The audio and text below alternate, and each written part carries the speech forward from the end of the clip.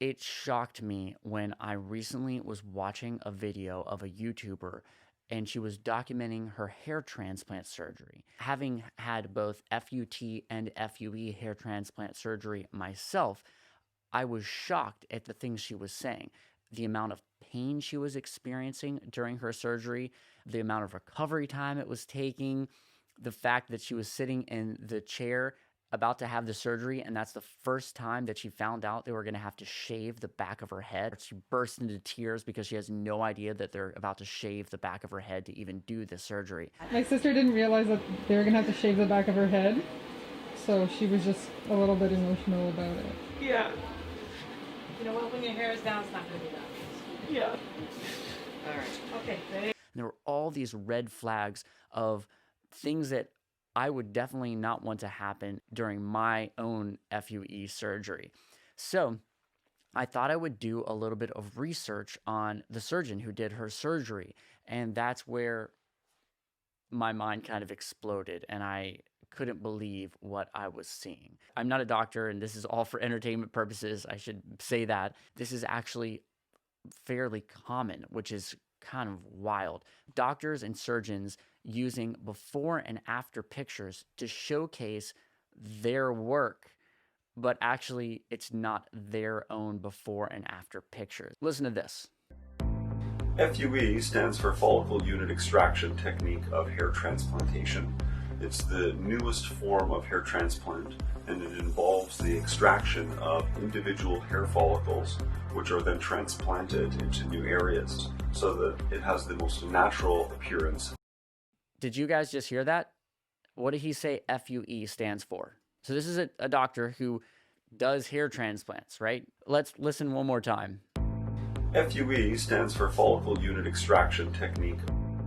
FUE stands for follicle unit extraction technique. He says FUE stands for follicle unit extraction. Follicle unit extraction method of transplantation actually doesn't even make any sense because what you're extracting is a follicular unit.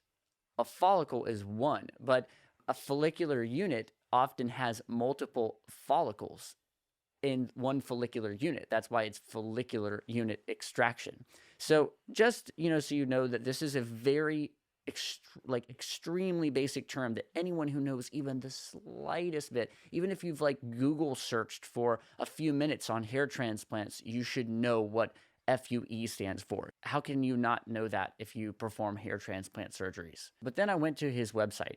We go to the hair loss, hair transplant section of his website, and now it shows that he uses Smart Graft. So that's what he uses. That's, there's a whole big thing about Smart Graft. You can go to his website if you want, CoreyGoldbergMD.com, and look over the hair transplants. But then here's where it goes into showing actual work. Okay, so it says scalp standard.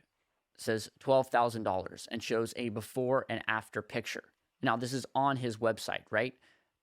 You're on the guy's website and it's showing a before and after picture. So I would assume that this is his work, right?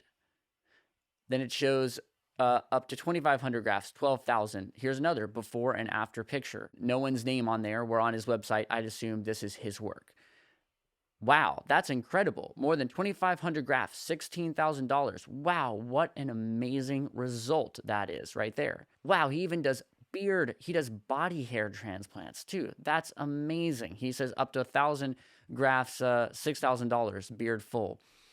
And then look at this, eyebrows. Wow, another incredible result. Look at that girl's eyebrows. Consultation, free if you smile, and there's a picture of Borat. Unfortunately, these before and after pictures are about as legitimate as a Borat documentary. I actually put these photos into a little search thing. I forget the website that I found, but a friend told me about it, where you can put a picture in this little thing and it shows you where that picture pops up around the internet. And so I did that because I was curious, if, are these his before and after photos? It looks like they are. And guess what comes up? Well, SmartGraph's website, smartgraph.com, and look at the before and after pictures of smartgraph.com. Wow, it looks like the exact same before and after pictures that Dr. Corey Goldberg is using. Oh, wow, it's the same girl who did her eyebrows. What an incredible result. It's the same before and after pictures from Dr. Corey Goldberg's video. It's just stock photos that SmartGraph, I would assume, gave him. Maybe SmartGraph owns these photos. So everyone has their own thoughts on morality and what is right and wrong, and what is right and wrong when it comes to presenting things like this. Same thing if I hired a painter to paint me like a landscape of a mountain. And I said, "Oh, you paint landscapes of mountains?" And he goes, "Yeah, I do." And then he goes, "Here, take a look." And then he held up a painting of a mountain.